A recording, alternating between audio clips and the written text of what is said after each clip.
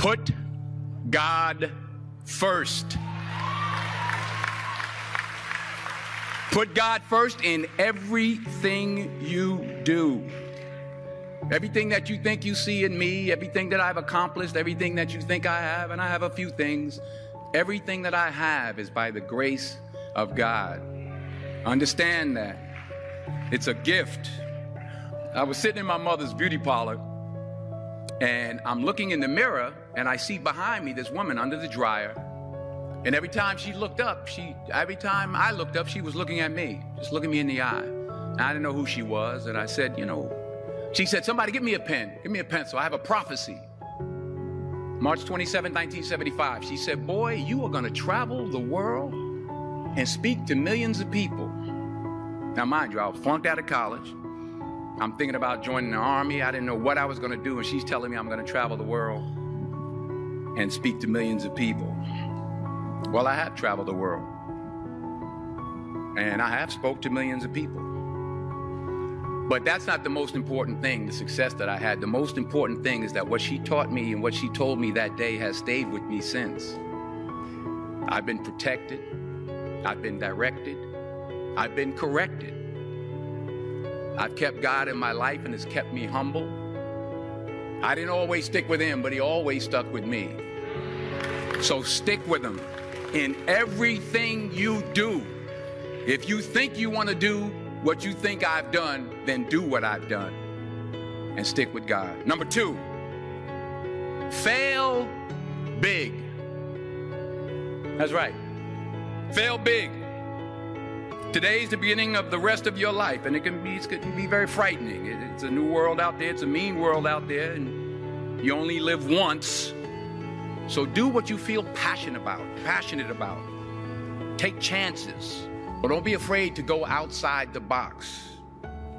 Don't be afraid to think outside the box. Don't be afraid to fail big, to dream big. But remember, dreams without goals are just dreams, and they ultimately fuel disappointment.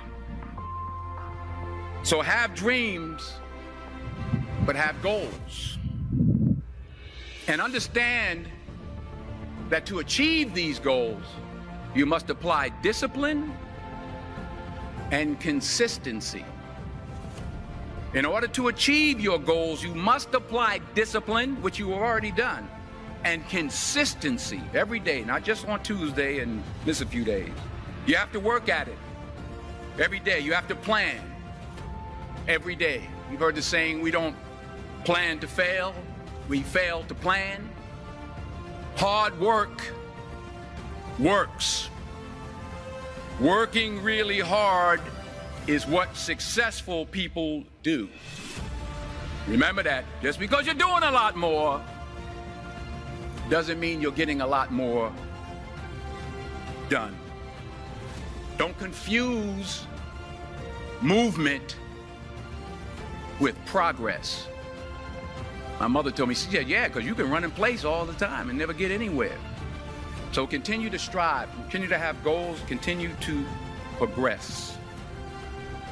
You'll never see a U-Haul behind a hearse. I'll say it again.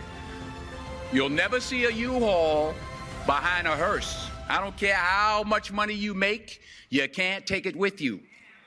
And it's not how much you have. It's what you do with what you have. We all have different talents. Some of you will be doctors, some lawyers, some scientists, some educators, some nurses. The most selfish thing you can do in this world is help someone else. Why is it selfish? Because the gratification, the goodness that comes to you, the good feeling that I get from helping others, nothing's better than that. Nothing's better than that. Not jewelry, not big house I have, not the cars, but it's the joy. That's where the joy is, in helping others. That's where the success is, in helping others. Finally,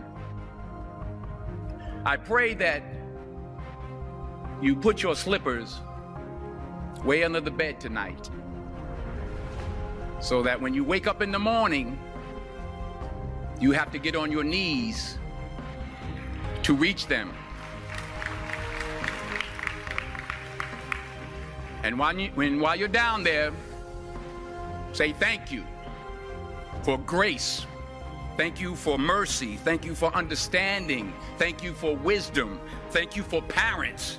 Thank you for love. Thank you for kindness. Thank you for humility. Thank you for peace. Thank you for prosperity. Say thank you in advance for what's already yours. It's how I live my life. That's why I am, one of the reasons why I am today.